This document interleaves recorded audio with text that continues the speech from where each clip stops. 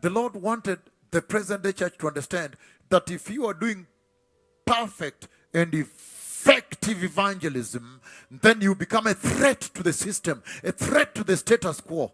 Bwana alitaka kanisa la majira haya lipate kuelewa ya kwamba iwapo unajiendeleza kikamilifu kabisa kwa njia inayofaa katika utakatifu, katika uinjilisti, basi dhambi inakuwa tishio, inapigana vita. You become a threat to the system of the market, the political and the economic and the social. You become a threat. When you are preaching effectively, there is a way a resistance comes towards you. Hivyo basi sasa unafanyika tisho kwa zile mitindo za kiuchumi, mitindo za kisiasa, kila aina ya mitindo unafanyika tisho. Hivyo basi kuna zile pingamizi ambazo zinakujia. Maybe because they understood that all these people here, once they receive Christ, they are not going to be taking their wealth anymore to that goddess and the big temple that was there.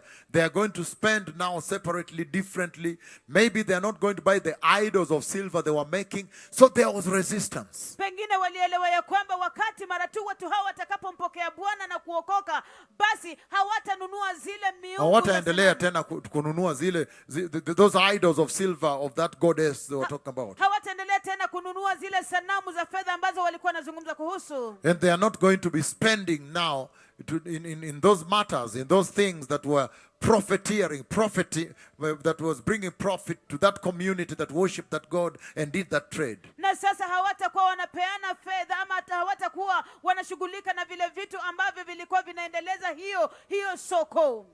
And so there was resistance. Hivyo basi kulikuwepo na pingamizi. Even to the point of near death. Hata kwa kiwango cha kufa. And so the Lord puts this in the Bible here. And He says He does not want you as a Christian to be ignorant of this, that persecution comes and is a must. Na Bwana anaweka hii hapa katika Biblia ili kwamba kuwaambia Wakristo ya kwamba hataki Wakristo wakose kufahamu hii ya kwamba mateso yanakuja na ni lazima. That when you are born again proper and walking with Christ in the right way, it's a matter of time and you'll find a lot of persecution coming towards you. Ya kwamba unapookoka kwa njia ipasavyo na unatembea na Kristo vile vile kwa njia njema kabisa, basi itachukua tu muda mfupi kisha mateso yatakuja njia yako. And He's saying na anasema that just as the Lord prevailed, the Lord delivered Paul and his team from that near-death experience, that at the end, God always will prevail. So stay put,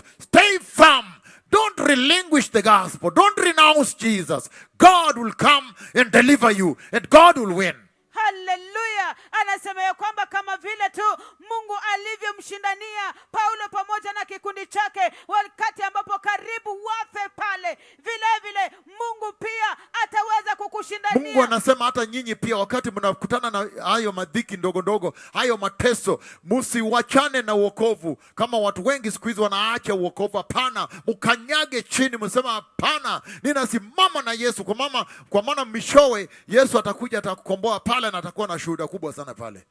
You will have such a big testimony there. Atakuwa na ushuhuda mkubwa kabisa pale. And so He wanted to bring this to the attention of the church. And when you look at the present day church, then you can tell that she's virtually ignorant, uninformed about the fact that when you are walking in the true salvation of grace, the true salvation of holiness, you must attract resistance and persecution, even to the point of near death. Hivyo basi alitaka kanisa lipate kujua hii ya kwamba wakati ambapo unatembea na Yesu Kristo kwa njia inayofaa, unapotembea katika utakatifu ipasavyo, hivyo basi utavutia ile pingamizi kubwa kabisa na mateso makali hata kwa kiwango cha kufa. Matthew 16 rather 25 to 26. Kitabu cha Mathayo 16:25 hadi 26. As we finish this first segment, tunapomaliza awamu hii ya kwanza, on the things the Lord does not want the church to be ignorant about, and yet she is. kuhusiana na mambo ambayo Bwana hataki kanisa likose kujua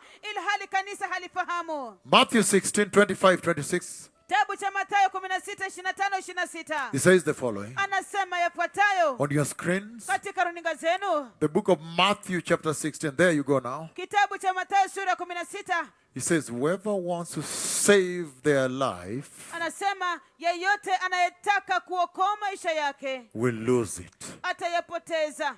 But whoever loses their life for me lakini yeyote atakayepoteza maisha yake kwa ajili yangu will find it. atayapata. What good will it be for someone to gain the whole world Kwa maana itamfaidi nini mtu kuupata ulimwengu wote and yet forfeit their soul? lakini akayapoteza nafsi yake? What can anyone give in exchange for their soul? Au je, mtu atatoa nini badala ya nafsi So yake? he's saying, no matter the persecution, Hivyo basi anasemea kwamba bila kuzingatia mateso, you cannot exchange your soul for temporary comfort. huwezi kubadilisha nafsi yako ili kwamba upate eti vitu vya kukufariji. And that's why in Romans chapter 8 verse 18 he says, Ndio sababu kwenye kitabu cha Warumi sura ya 8:18 anasema, he beautifully summarizes it this way. kwa njia ya kupendeza sana anaitia katika muhtasari kwa namna hii. Romans 8:18 he says, I consider that our present sufferings Warumi 8:18 anasema, nayahesabu mateso yetu ya wakati huu are not worth comparing kuwa si kitu kulinganisha with the glory that will be revealed in us. na utukufu utakaodhihirishwa kwetu. Verse 19 he says, Mstari wa 19 anasema,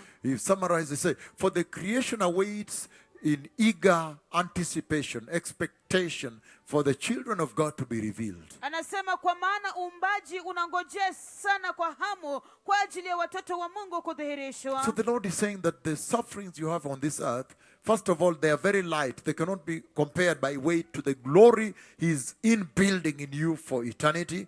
And number two, they are very temporary. Kwanza kabisa The sufferings are very temporary. Bwana anasemea kwamba yale mateso ambayo mnayapitia hapa duniani kwanza kabisa ni nyepesi kabisa, na ya pili ni ya muda mfupi. Hivyo basi haiwezi kulinganishwa na ule uzito mkuu kabisa wa utukufu unaoongojea ninyi. To the extent that even the entire creation is waiting for that day of rapture when the sons of God and the daughters of God will be revealed. Kwa kiwango ya kwamba hata uumbaji unangojea siku hiyo ya unyakuzi, wakati ambapo wana na mabinti wa Mungu watakapodhihirishwa na kufunuliwa. 1 Corinthians chapter 2 verse 9. Wakorintho wa kwanza sura ya 2 mstari wa 9. This is what he says. Hivi ndivyo anavyosema. 1 Corinthians 2:9 he says,